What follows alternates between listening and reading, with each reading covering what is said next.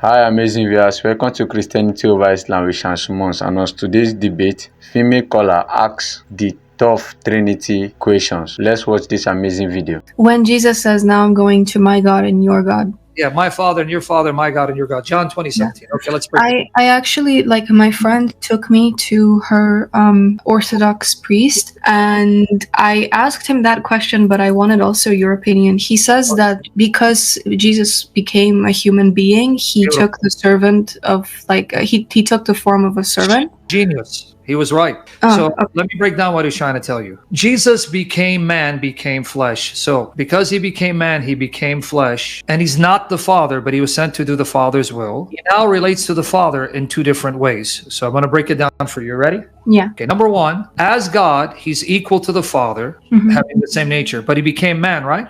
Yeah. Now, by becoming man, he now relates to God as humans do. So his relationship is complex. He relates to the Father as his son, but also he relates to the Father as a man. He's one person who has a relationship with the Father that is coming from him being God and man at the same time. Because he became man, the Father becomes his God. Why? We're going to go through this slowly. Show her Jeremiah 32, 26, 27. The word of the Lord came to Jeremiah. Behold, I am the Lord, the God of all flesh.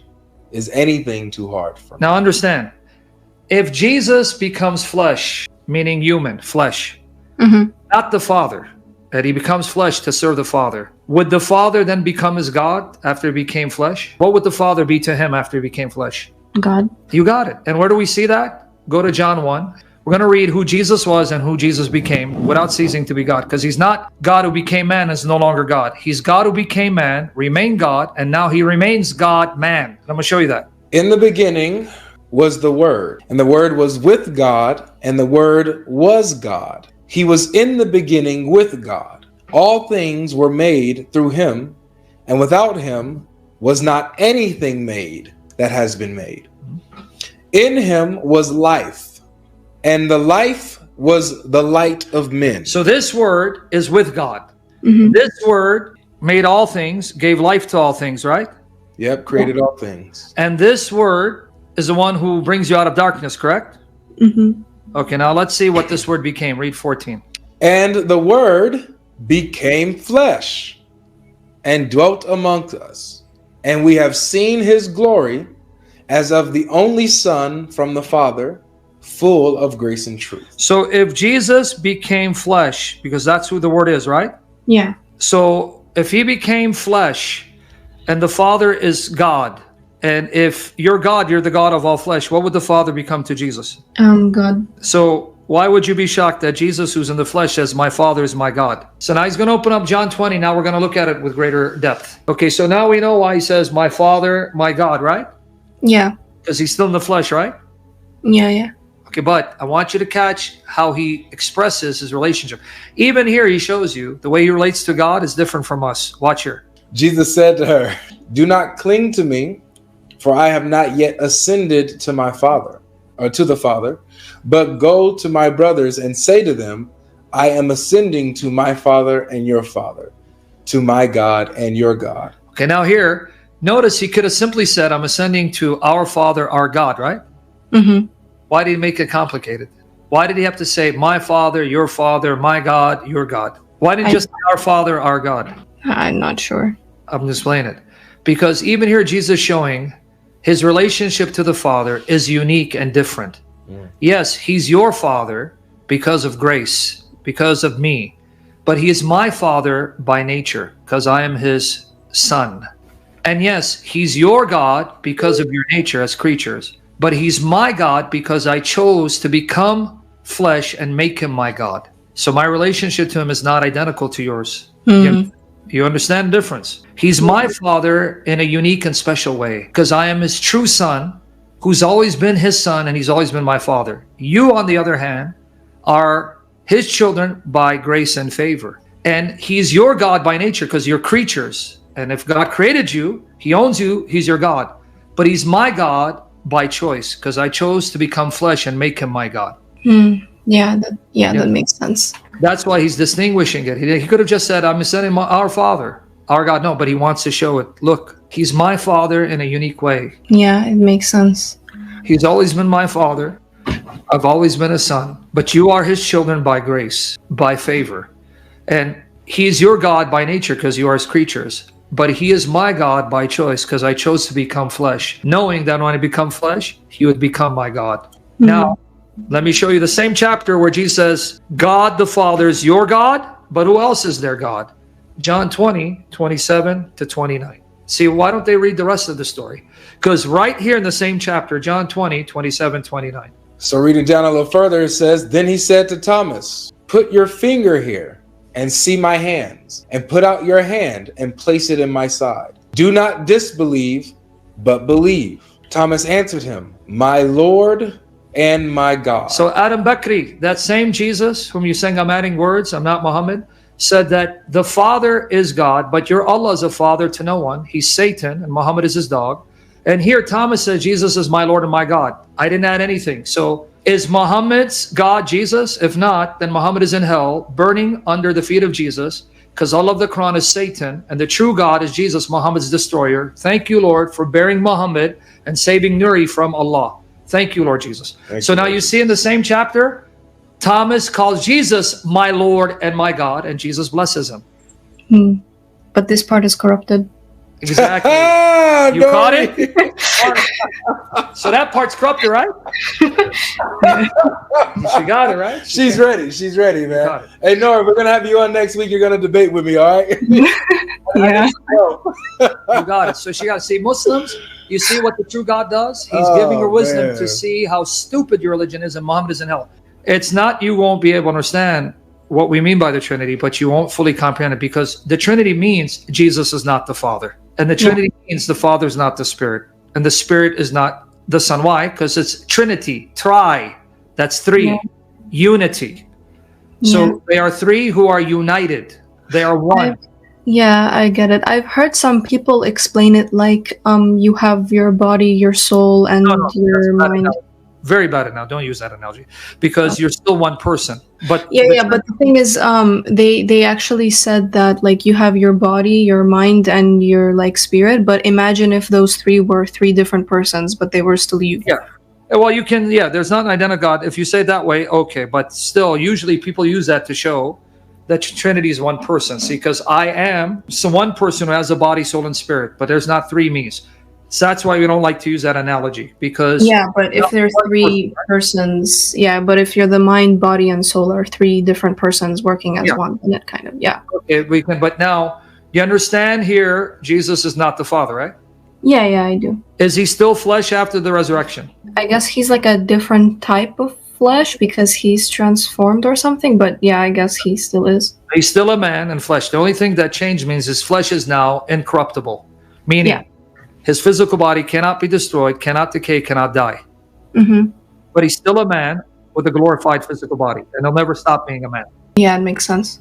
But you understand what that means, right? It means that Jesus knew that if he is going to save you by paying your debt of sin, which is death, he knew that if he became man, he would die human death. And to show that payment was accepted, he would have to then cancel out that debt, which means cancel out death. Now, how do you cancel out death? If I pay a debt, that means the debt is canceled, right? So what is the debt of sin? Death. So if Jesus paid it and the debt is canceled, that means what would be canceled? Death. But how would death be canceled if he remains dead? Yeah, that makes sense. So, that's what I was saying. Like when he resurrected, he canceled the... The resurrection is the proof that the payment was accepted, so now death is canceled. Yeah, that makes sense. Our light switch went on for you too, huh? Well, I just like how you put it's a lot more complicated than Islam because in Islam you just die and you go to heaven or hell. It's like it's not really that complicated, but you understood, because I want to finish. I want you to get it, so you learn your faith. So, if I pay a debt, the debt is canceled. So, if the payment that I owe is death, and I can't pay it because if I pay it, I remain dead. Only Jesus can. To know that his payment was accepted, that means God now cancels the debt. Well, that means he has to cancel death. That means Jesus had to rise. Because if he didn't rise, that means the debt was not canceled. So the resurrection is the necessary outcome of Jesus paying the debt and the debt being accepted and the debt being canceled. But before you go on, Nuri, because I want you to show you his love. This is why I'm not. You understand, Jesus knew that if I want them to live and not die, because he doesn't need us, then I would pay their debt and cancel death. But that means I would have to become man, because the debt is a human death. Yeah. Because if it's a human sin, then it's a human death. Yeah. I was talking about that. Like, I tried to explain it in my words, or how the priest explained it to me. He became human so that he could die the human death. Yes. Now, though, forget about that. Focus on what Jesus knew he's going to pay. I want you to focus on Jesus. So Jesus knows if I pay the debt of human sin, I have to become man to die. All right? And if I die and my payment is accepted, that means death will be canceled and I'd have to be raised as a man, which means I will have to continue existing as a man forever. Do you understand? Jesus knew that for me to pay this debt, I would have to attach to myself a physical body, human nature forever, and can never get rid of it. Yeah, that makes sense. But so that everyone can live. Yeah, and yet he doesn't need you, and he did it anyway. You understand his love? Yeah, I do. That's love. Love of someone who did not need us, was perfectly fine without us, and the only thing we contributed was misery and pain. But he chose to die to have us than live without us, and he doesn't need us. That's love. See, this is why it's mind-blowing. If you really understand it, if you really do, a lot of people don't think about it. When you actually sit alone and think about it, you cannot help but cry. Because why would you do this to yourself? Here is Jesus who doesn't need us. He can exist without us, because even before we were created, Jesus was existing with Father and Spirit and their perfect love. So that's why it's amazing. What's amazing is you create a world in which you know you're going to give them choice, because you can't coerce them to love you. They're going to choose not to love you and bring destruction and harm and misery and break your heart. And you don't need them. You can wipe them out, but you choose not to wipe them out, but die for them to save them, and you don't need them. See, if you actually look at us, and I want to go back to the passage to help you understand these. If you actually look at us, when we do something, we do it out of selfish motive. In the beginning, I follow Jesus because I don't want to go to hell. Or I follow Jesus because he loved me. See, because he loved. This is the story that shows someone did something out of pure love without any benefit for him. Yeah. You understand? What he did was out of pure unconditional love, because he doesn't benefit, because he doesn't need us. It's only for us, and he did it anyway. This is the definition of true unconditional love, where I do something out of pure love without gaining anything by it. Only Jesus can say he did that. Only Jesus can say, I did it out of pure love. I didn't do it out of need or to gain something, because there's nothing you could add to what I have. And this is pure love. This is pure love. The cross is the story of a God, sorry, who died a death he didn't have to, and he didn't do it because of any gain or need, because he gained nothing. He did it solely for your gain and benefit. This is truly the greatest love story ever told, and it's true. Alright, welcome back. Hope you've learned from this amazing video.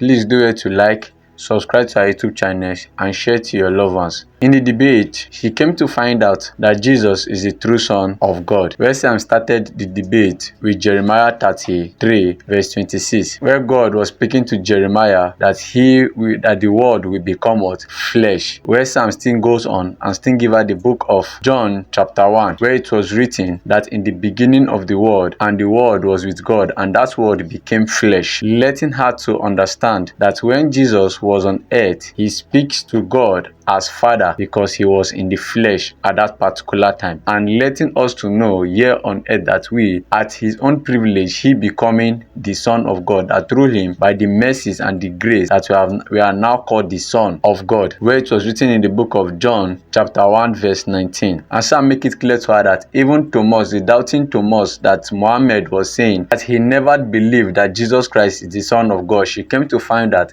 that Thomas called Jesus Christ Lord when Jesus Christ appeared to them in the upper room, after when Thomas touched the hands where they nailed Jesus, and Thomas found that it was Jesus, and Thomas called Jesus Lord. Now she came to find out that even Muhammad never believed in Jesus Christ, that Jesus was Lord. That means the prophet Muhammad, is in hell. At the end of this debate, I believe she gave her life to Christ and she followed the true gospel. Please, if you know you've learned something from this amazing video, please do it to like, subscribe to our YouTube channels, follow us for more of this video, and please share to your loved ones, especially your Muslim friends that are confused about the Trinity.